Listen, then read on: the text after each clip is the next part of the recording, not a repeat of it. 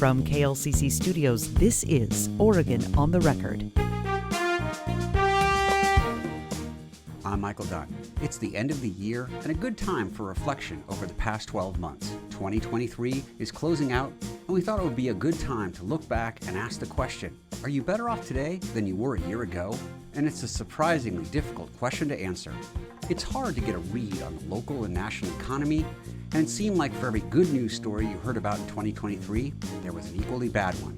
Additionally, it sure seems like we live in an era where it's just easier to be pessimistic about almost everything. Today on Oregon on the Record, you're going to hear from experts in economics, the media, and business to get their read on the year that was, and you'll also get an interesting take on how we as people are often predisposed to see the glass half empty, even if it's not at all.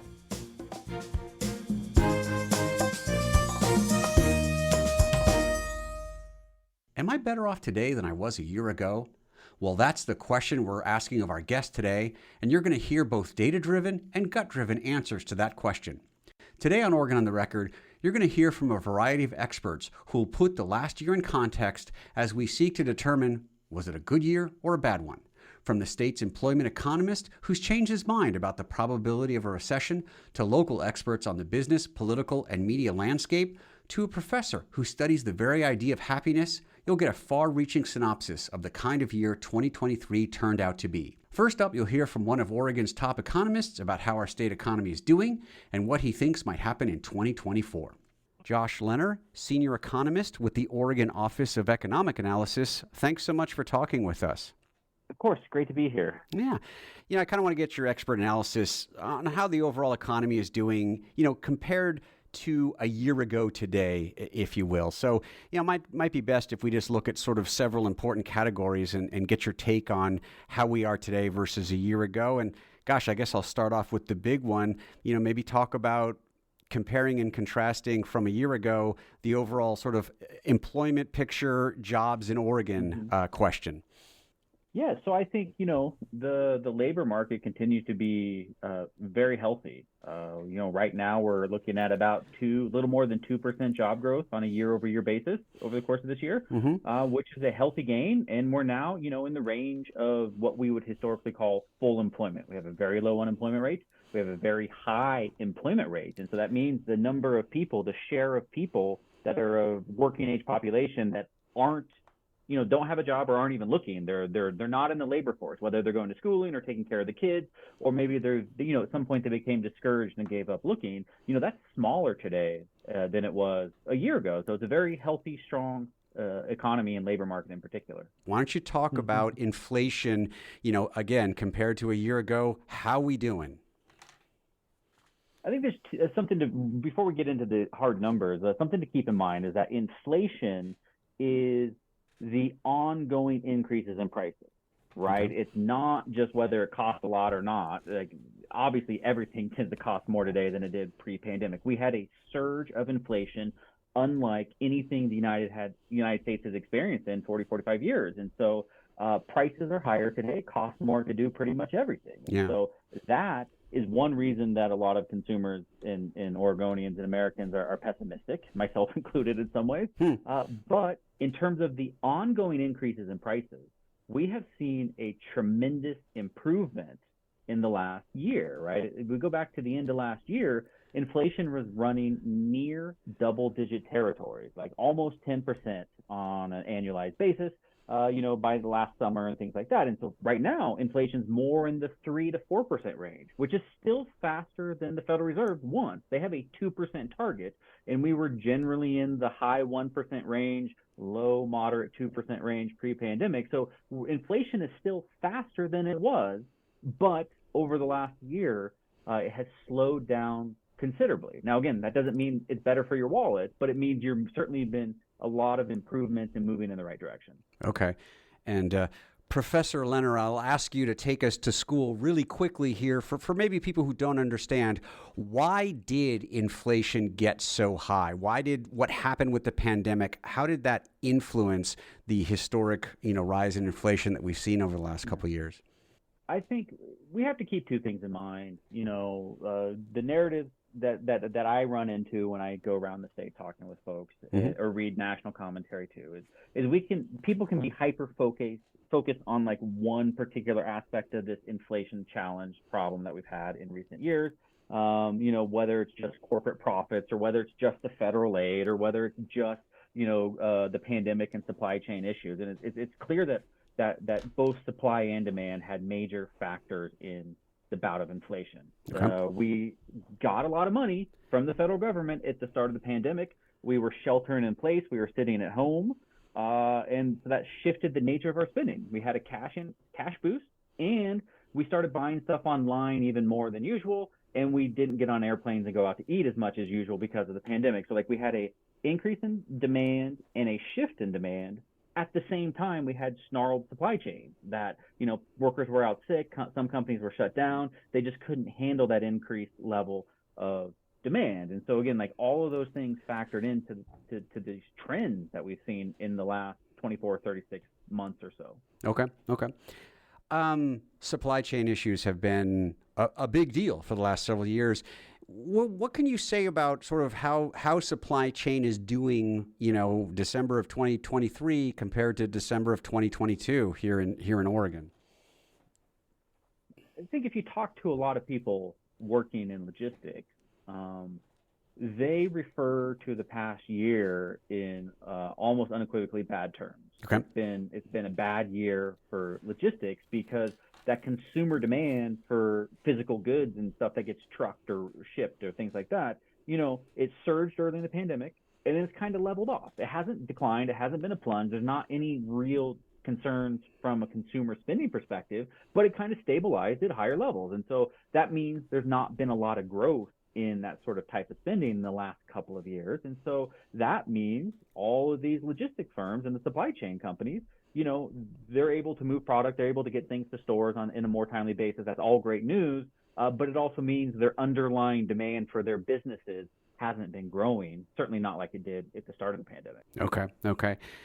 Boy, if I asked you a year ago the prospect for Oregon and the nation to slide into recession compared to today, would you give the same answer or a different answer? A different answer. Okay. A year ago, our December 2022 forecast for the state of Oregon called for a mild recession in 2024. In 2022, we said there'd be a mild recession in 2024 as of March. And then we turned around 3 months later in our March 2023 forecast and took the recession out. Doesn't mean the recession risks aren't there. It just means they're not the most likely outcome for the economy. And a lot of that has to do with the inflation, right? We have not really seen a historical example of where we have really high inflation, quick raises in interest rates that had not ended in a recession, right? And so, but we've now kind of seen that, at least so far, this initial descent going from 9 or 10% inflation down to 3 or 4% inflation is so far so good. This is as good as we could have hoped for, given all of the historical examples where this ended terribly. Yeah. It's interesting. As I'm hearing you talk, I'm also realizing a lot of stories, a lot of news reports talk about kind of this malaise that consumers are under, that maybe the economy is doing better than they feel it is. Do you sense that? Do you see that in the numbers that you look at, that consumer sentiment or just overall feelings from the general public about the economy maybe aren't necessarily matching up with the reality? It's a hard thing to say. Okay. I don't want to tell somebody how to feel, Sure, how they should interpret things or things like that. But I think a lot of economists would generally agree with that sentiment. We look at things on a month-over-month or year-over-year basis. We don't live our lives that way, but that's how we look at the data. And so I think that there is a disconnect there between the state of the economy, where in the past year we've seen tremendous improvements, ongoing improvements in the labor market, still healthy income growth for households and things like that. And inflation has slowed considerably. Mm-hmm. But again, that doesn't mean it's cheaper today. Prices are still rising. They're just rising more or less closer to the historical rate of increases. They're no longer surging. So does that make you feel better as a consumer? Not necessarily. Is it better for the economy? Absolutely. Okay. holiday season, obviously, huge, impactful season for retailers. And I guess I wanted to ask you just what you've seen in the last, couple of weeks, and then maybe going towards as we close out the year. How do you think consumer spending is going to be this holiday season? I think it's going to be fine. I think it's going to be a solid year for growth because our underlying income growth is solid. One of the things we've seen, going back to the supply chain issues and all that sort of stuff, is a lot of large retailers had an inventory problem, and they've now worked through that in a lot of ways. So their inventory is back, closer to what they would say it should be from a historical perspective. So does that mean there might be less discounting than there was a year ago? Possibly. So we might not get as many deals. But I think overall it's going to be healthy, and we're not worried about any sort of massive, negative swings in the economy, and like people that are still on recession watch, which I'm not exactly, but like those fears are much less today than they were even 6, 9, 12 months ago. Okay. Josh, my last question for you is we've talked about, kind of almost like a look behind for most of this conversation. I just asked the last question, kind of looking ahead. What do you think 2024 is going to look like for our state economy as best you can sitting here in December of 2023? Barring, any sort of outside the box crazy geopolitical shock or things like that, which of course we've had in recent years. Yeah. I think the fundamentals would be more of the same, where we have such high employment rates and low unemployment rates that it's hard to see a lot of growth in the labor market from just an underlying growth perspective. It's going to be tied to whether we see population growth return or not. But wage growth is a tight labor market. Wage growth will be good. Income growth will be good. Inflation will still be slower. Inflation will be better.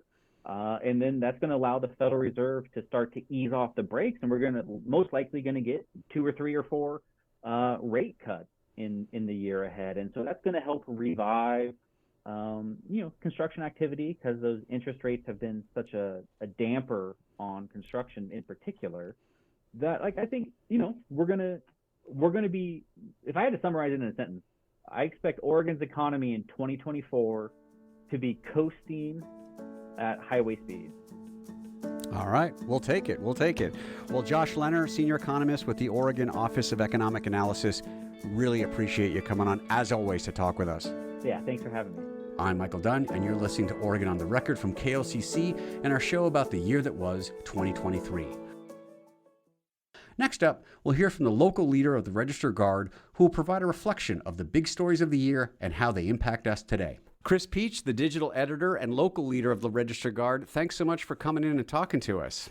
Yeah, my pleasure. Thanks for having me. Yeah, let's kind of start with this.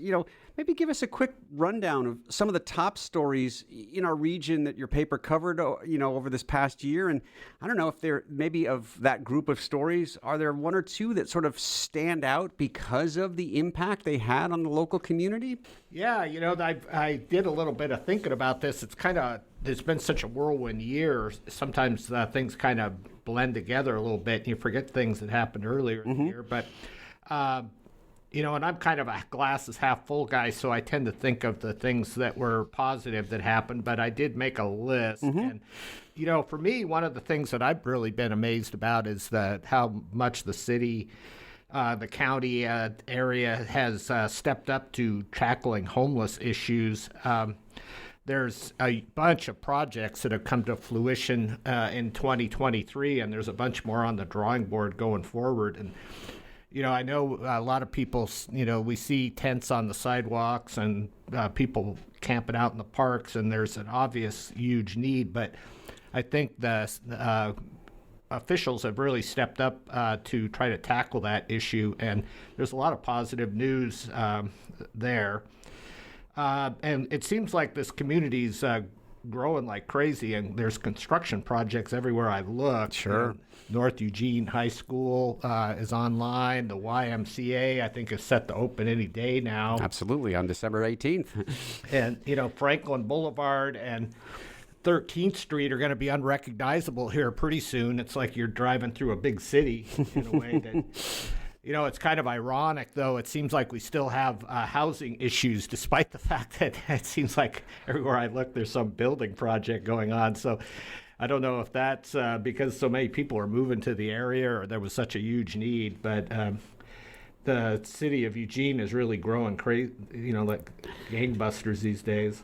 Yeah. I mean, certainly we're seeing growth, throughout our entire community. And you're right, there's a lot of cranes and stuff. But of course, they also talk about, like you mentioned with housing, we still need a lot more. Yeah, and I have enough friends that are kind of leery of, development generally speaking. There are a lot of people talk about what Eugene used to be like, and it was a little bit more of a small town feel. And, we've turned that page, I think.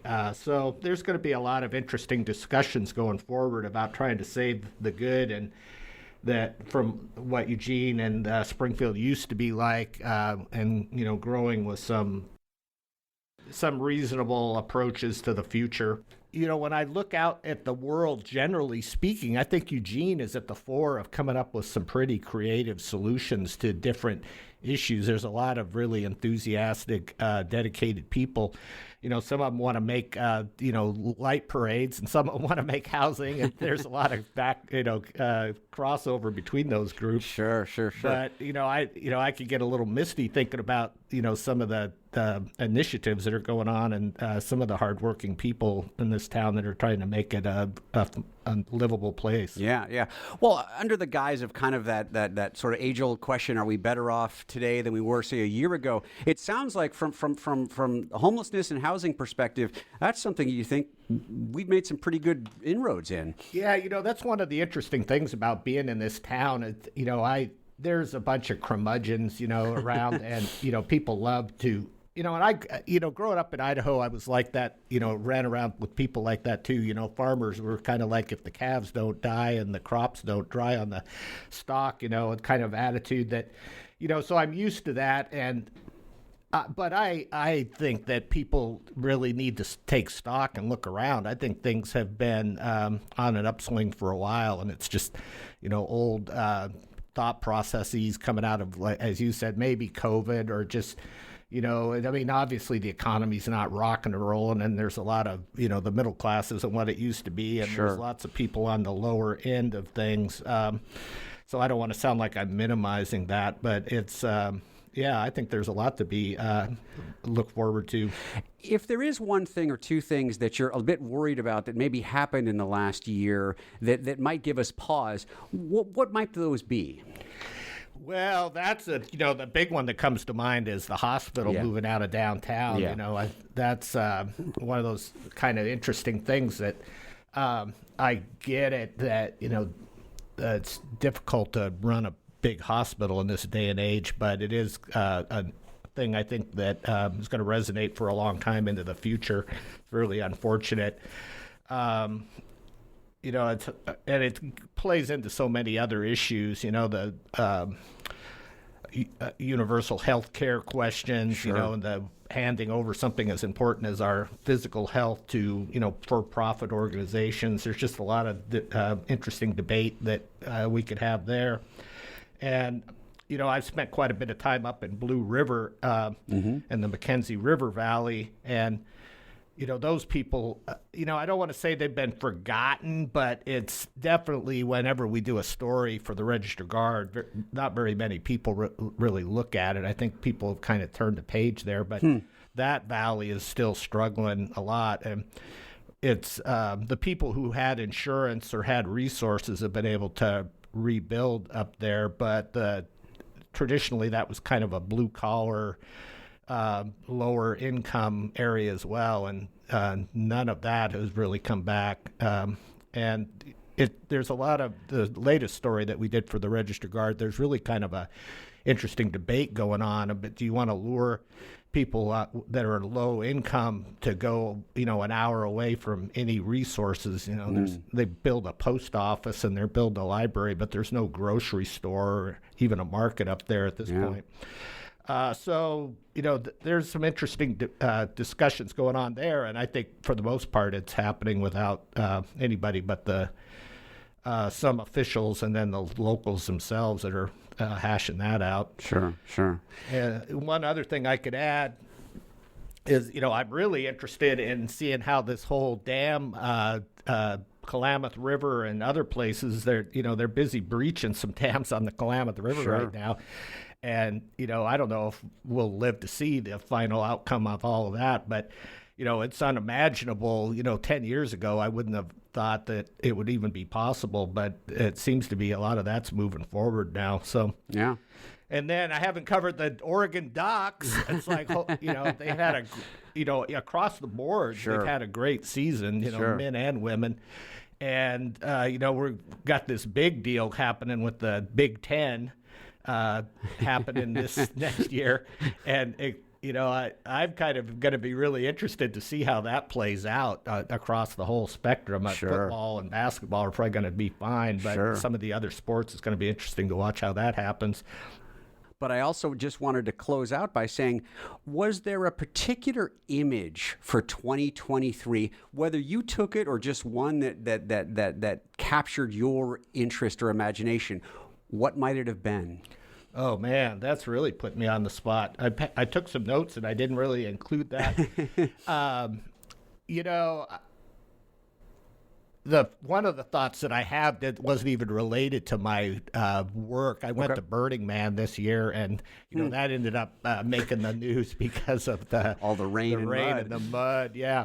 And, I've been going off and on for a couple of years now, so I'm steeped in the culture of Burning Man. And there was a couple thoughts that I had. It was hilarious to see how people who had no idea what the event was like and how they reacted. I mean, there was rumors of cannibalism and Ebola was making the rounds. And, for a little while, it looked like they were talking about how some federal agency was going to come in and quarantine us all out there or something, which all was BS, of course. Yeah. But I was walking across this muddy road, and there was this trio of women that were all dressed up in their Burning Man regalia, and one of them had like a raccoon tail hanging from her rear end, and they walked across this muddy road holding hands with the sun kind of setting in the background. And I just thought, for me, that kind of summed up, resiliency and people making the best of a crappy situation. There was just a lot of things that resonated for me with that photograph. And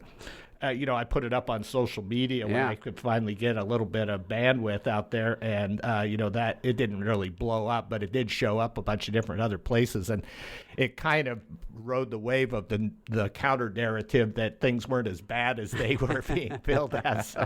So that was kind of fun. Maybe that's our message for this year, is that things aren't as bad as they could be. Yeah, that's my motto since the pandemic. Is It can always be worse. There you go. Exactly. Well, Chris Peach, the digital editor and local leader of the Register Guard, thanks so much for talking to us. Yeah, it was my pleasure. This was fun. I'm Michael Dunn, and you're listening to Oregon on the Record on KLCC and our show about if we're better off today than last year. Tiffany Edwards is a policy and outreach leader for the Eugene Chamber, and she's going to tell you how the local business community did during 2023. And Jake Weigler is a political and polling expert who will reflect on the political mood during the past year. First, we'll hear from the Eugene Chamber. Tiffany Edwards, Vice President for Policy and Community Development at the Eugene Area Chamber of Commerce. Thanks so much for coming in and talking to us. It's my pleasure. Thank you for having me. Yeah. Generally speaking, how would you say the local business community is doing today compared to about a year ago?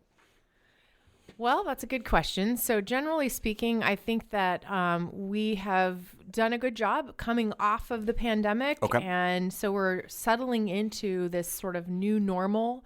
I think that there are still a number of challenges that the business community is facing. And I'll just say, I think it really kind of depends on what the type of business is, because as you know, the business community is very diverse. Sure. Our membership is very diverse. And so if you're talking to bankers or, our education sector or construction sector, you're going to hear different things. But I think that largely folks are kind of in this place where they're settling into, okay, this is our new normal, and I think that that's kind of where they're at based on what last year was still kind of like, where are we? Sure. Are there some other trends in the local business community you've seen this last year that you want to highlight? Sure. Well, last year when we polled our members, and we do an annual survey to all of our members and those who respond, were telling us last year that homelessness and public safety were top of mind. They were the biggest issues that they were facing in their businesses. I think that we've seen a shift now that the number one thing that they're telling us is recruiting talent. And I think that the homeless conversation is still there. And I think the public safety conversation, we're really digging into, Measure 110 and some of the discussions happening legislatively around that. But I think that what we are actually seeing is a shift that reflects that that's still an issue, because recruiting talents, and I'll share kind of an anecdotal story. Sure. We have a number of restaurants that are operating in the downtown area. Mm-hmm. And, the folks that work in those restaurants oftentimes are young adults. They're, in their 20-somethings. And the employers are having a hard time finding people who want to come to work or open early, close late, when they're dealing with some of the things that we're seeing on the streets. Sure. And I think that that's one of the challenges that businesses in the restaurant industry and in the service industry would say. But that's kind of the shift that we've seen. Sure.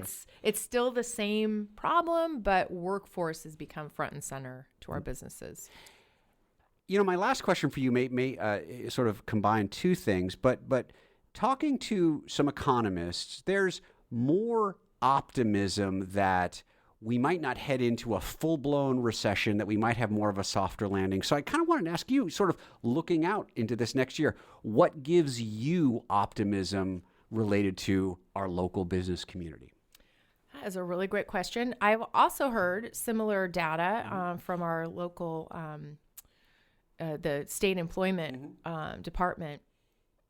I think that people love this community, and I think that we are creative and we're innovative and we're kind of scrappy when it comes to solving problems. And I think that is going to make a big difference.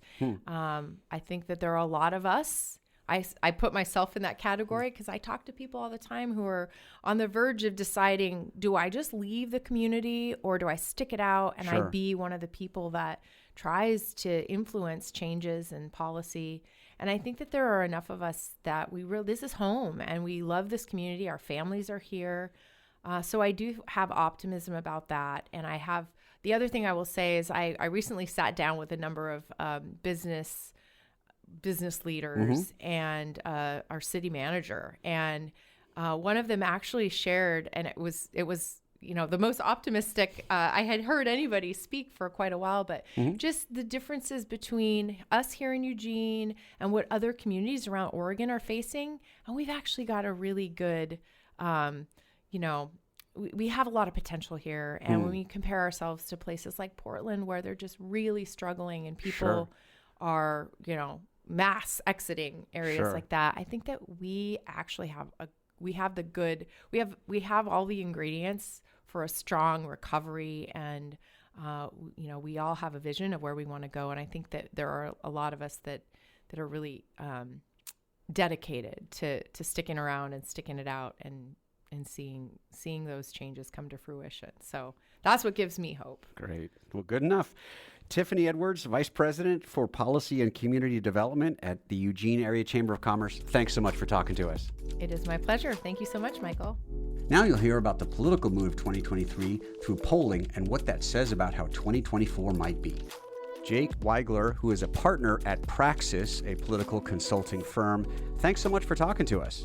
Thanks for making the time. I appreciate it. I know you know a lot and do a lot of polling, and I kind of wanted to ask you some questions about polling.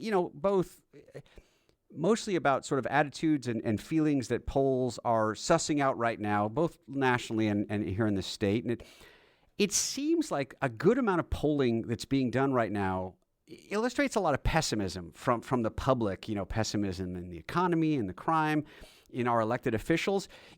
Kind of if you could, as a professional, give us a snapshot of kind of what you're seeing and what it might mean to someone who sort of can sort of suss out or read the tea leaves. Yeah, and it's been a really interesting conversation, this year because based on the top line headlines, you would think we're on the right track. The pandemic is maybe not in the rear view, but certainly not the way it was a couple of years ago. The economy, we haven't seen that recession that everyone was telling us a year ago was right around the corner. But you still have a lot of kind of anxiety that you're hearing from folks across the political spectrum. And I think there's a few reasons for that, but it certainly has been surprising that, when you'd think that the headlines and the news would be bringing people to kind of more of a positive space, it really doesn't seem to be reflected in their feelings. Yeah. Well, talking about sort of how this impacts politics, keep seeing examples, starting at the very top. President Biden has pretty historically bad approval ratings, but of course, his predecessor, former President Trump, had really bad approval ratings throughout his 4 years in office. And, we saw historic lows for former Governor Brown and certainly current Governor Kotek. We're seeing some pretty bad polling numbers. I'm just wondering, as polling goes for something like an executive, be it a governor or the president of the United States, I mean, are we in a new realm where to use that phrase, 50 is the new 40 is like 40 in terms of approval rating. Is that the new 55 that we might have seen a generation ago for those types of office holders?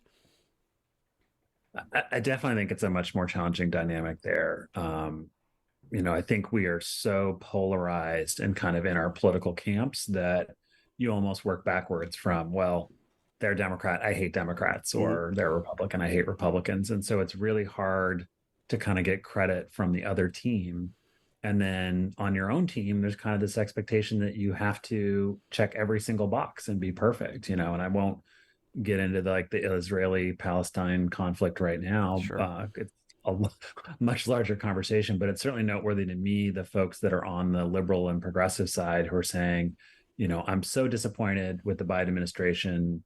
They've lost my support in the upcoming election. And that, that the cataclysmic consequences of the election are outweighed by, no, I feel so strongly about this issue. I don't care about everything else in the larger context. And I think that's really a challenging dynamic for elected officials when, almost half the country or the state hates you no matter what you're doing. And then the other side is like, how come you didn't do even better? And so it does feel like we're setting them up to failure a little bit. Yeah. The economy is doing better than I think a lot of people thought a year ago, that we would be heading into a recession now. But looking at it in terms of, inflation, while still high, is under much better control than I think a lot of us thought it would be a year ago.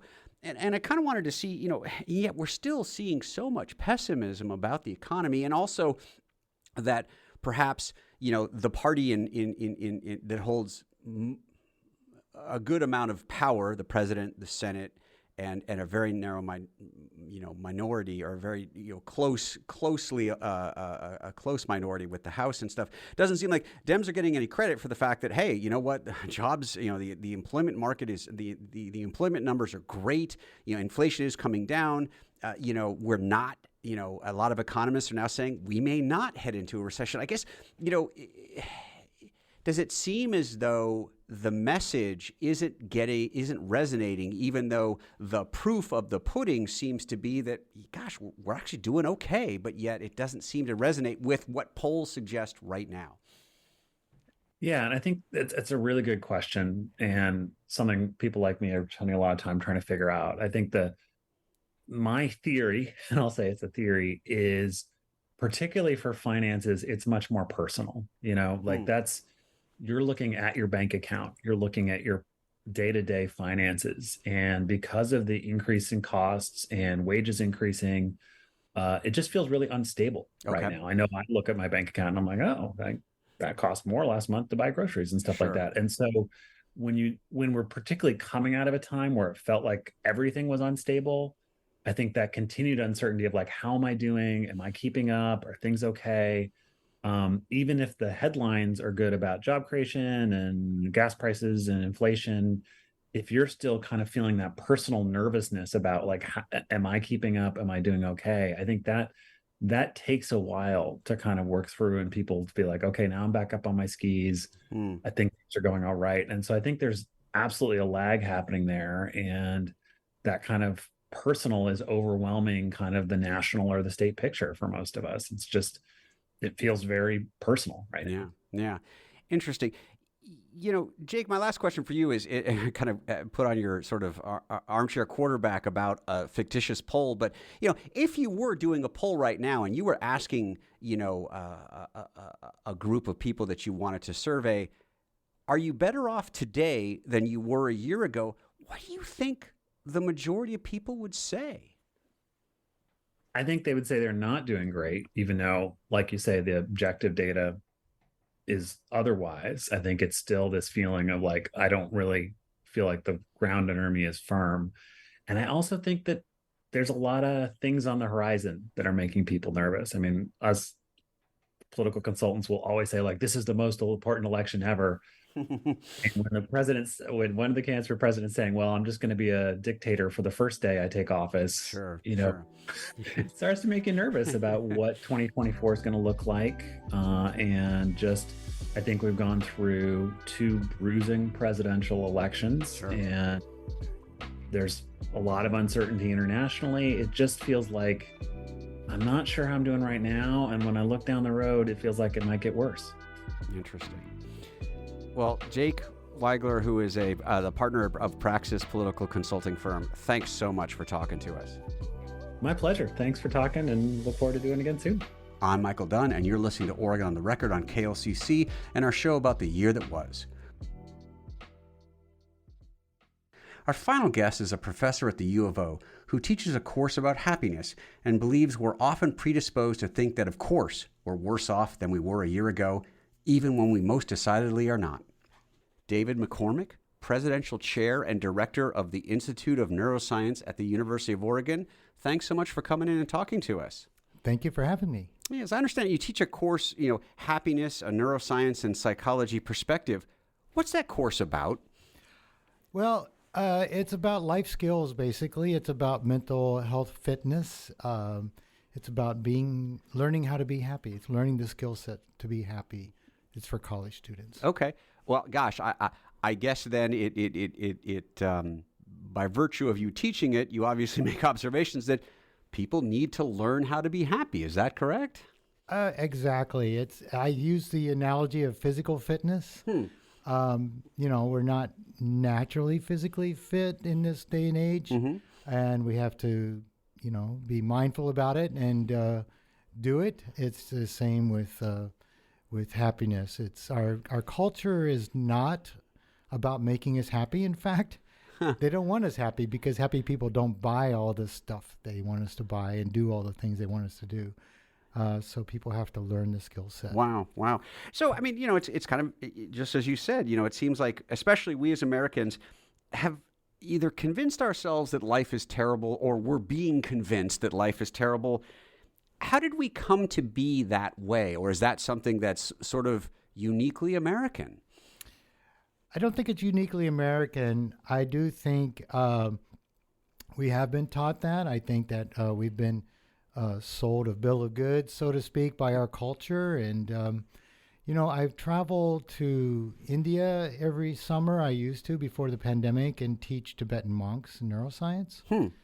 And they're among the happiest people I've ever met. And they have almost nothing. They have a cot they sleep on. They have their books that they study. They live in a communal fashion. The monastery region I go to has 15,000 monks, so wow. There's a lot of them. It's like a university. And to the person, they just are joyful, calm, peaceful, loving, kind people. And you might say, well, it's because they live in a monastery, but I think there's a much deeper reason to that. I think it's because they have a culture of we instead of me. I've also been other places. My wife used to be executive director for a charity that delivered eye care in Ghana. And we would travel to rural Ghana and give a pair of glasses or help get people to a surgeon to get a cataract surgery. And we got to see people living financially on the edge, but they were very joyful also. And every time I'd go to these places and come back, I would see that people here, like you said, are convinced that life is terrible, it's getting worse, but we have so much material wealth. We have so much that's going for us. Just the fact that you can turn on the water and you get clean water, hot water, cold water, and you can drink it. The electricity is on, the Wi-Fi works. These are things where a lot of the world it's not the case, you know.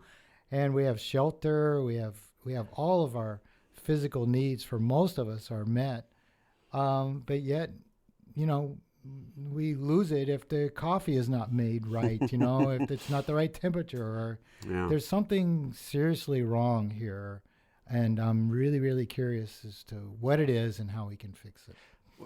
Just as you were talking, I'm thinking, you know, one of my favorite phrases, you know, is like to call something rather trivial that we still complain about. Boy, that's a first world problem. I'm sure you've heard that phrase before. And I'm thinking, you know, boy, do we in the U.S., do we let these little inconveniences just blow up to huge problems? And I'm wondering, you know, kind of as I'm listening to you talk, are we a victim of our own stunning success and wealth? I don't think it's a victim of being our own stunning success and wealth, although I think that that's partly true. The fact that you might blow up at some small inconvenience means there's an underlying level of stress that is just beneath the surface, and some little, imagine a balloon that's filled with water and just a little pinprick makes it pop, you know. That's how we all are with stress and anxiety. And I think it's because our culture has decided, or through marketing and capitalistic goals, have fed us stress and anxiety. News media feeds stress and anxiety all the time. And then we get a pinprick, you know, something goes wrong, traffic jam, you know, coffee not made right. I used that analogy already. Poor results on a test or something, and then we just lose it. Wow.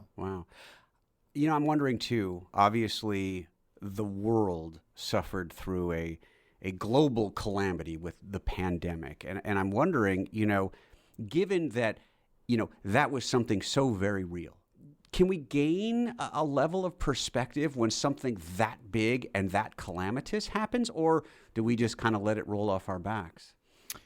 Oh, I think it was a great lesson to what makes us happy.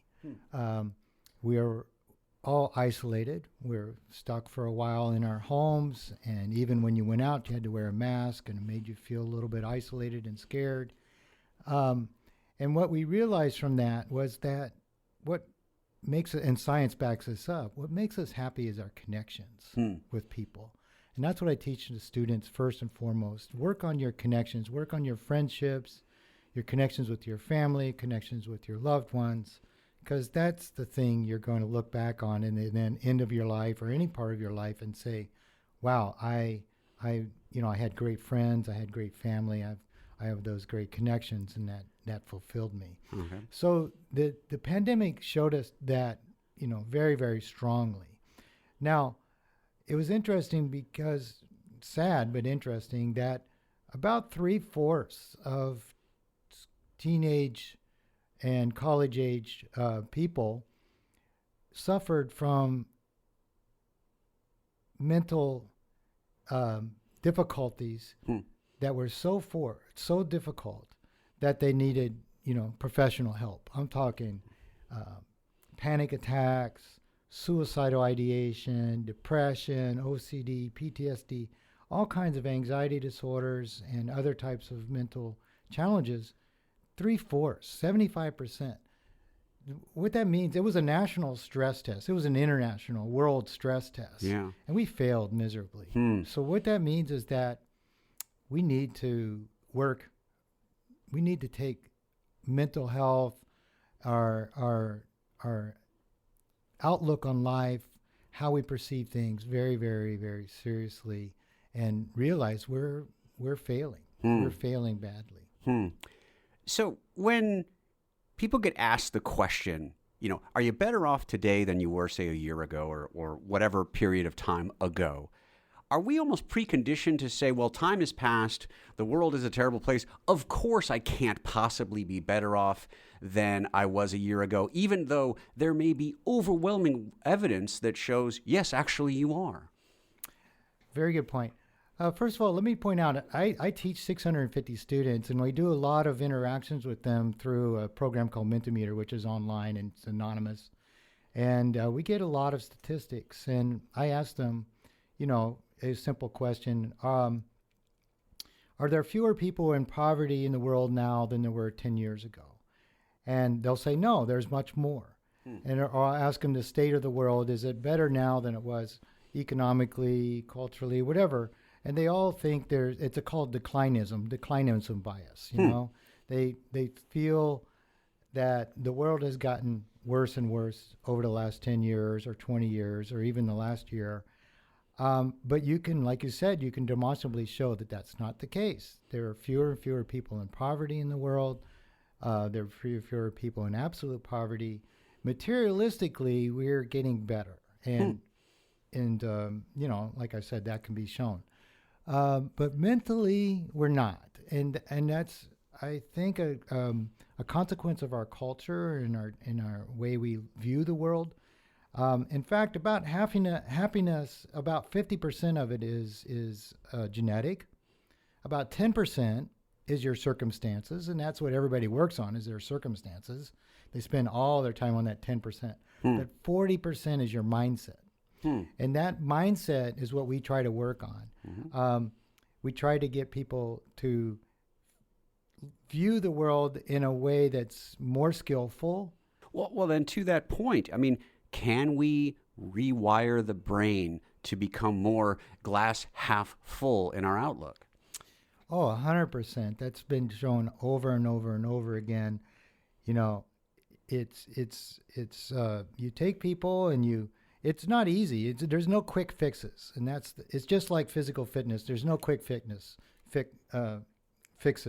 You can't go to the gym and come back all buff. You go to the gym and you come back and say, "Wow, I need to go to the gym some more." And it's the same with mental health. You might, let's say, meditation. I'm a big practitioner of meditation and a big proponent of meditation. You sit down, you close your eyes, you get quiet. And the first thing you notice is all the chatter in your head. It's just chaos in there. And you don't come back all, zen and peaceful and loving and kind. You come back and say, I hope you come back and say, wow, I really need meditation. I really need to do this. And then you start doing it, and day by day by day. And if you get a good teacher and a good group to do it with, and you study along with it, the theory and practice of mental health and meditation and skillful thinking, eventually you see progress and you get to a more and more peaceful, less stress, more real. And this is the important point, a better view of reality, a more real view of what's going on and how you can most effectively work with it. Great. Well, David McCormick, Presidential Chair and Director of the Institute of Neuroscience at the University of Oregon, thanks so much for talking to us. Thank you. That's the show for today. Our massive political divide, the lingering and perhaps permanent mental scars of COVID, climate change fears, and huge crises like mental health and housing certainly contribute to our negative feelings about where we are as a people at the end of 2023. Well, we also have really positive news about our economy, local business, and individual and collective stories about perseverance and success as we head into 2024. When you're asked if you're better off today than a year ago, of course the answer is going to vary on personal circumstances, but it's also important to note that our own brains might naturally tilt toward negativity even in the face of truly positive conditions. I want to thank my guests for coming on the show and talking with us. Josh Leonard with the State Office of Economic Analysis, Chris Peach of the Register Guard, Tiffany Edwards of the Eugene Chamber, and Jake Weigler of Praxis Political, and Professor David McCormick of the U of O. This show, along with all episodes of Oregon on the Record, is available at klcc.org. I'm Michael Dunn, and this has been